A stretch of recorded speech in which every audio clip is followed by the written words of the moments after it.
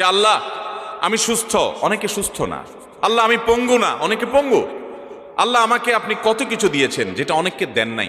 আমার চোখ দুটো ভালো, আমার অনেক নেয়ামত আমি আপনার ভোগ করছি। আল্লাহ আমি আপনার নেয়ামতের শুকরিয়া আদায় করছি, স্বীকৃতি দিচ্ছি, কৃতজ্ঞতা আদায় করছি। হে আল্লাহ, আপনার রাসূলের প্রতি আপনি রহমত নাজিল করেন।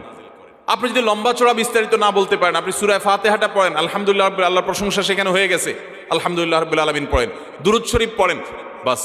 এরপরে আপনি এবার বলেন আল্লাহ আপনি আমাকে মাফ করে দেন। আল্লাহ আমার বাবা চলে গেছেন, তাকে মাফ করে দেন। আল্লাহ আমার মা দুনিয়া থেকে চলে গেছেন, তাকে মাফ করে দেন। ভাইরা আমার, আসল কথা হলো আমরা সেই ব্যথাটাই অনুভব করি না।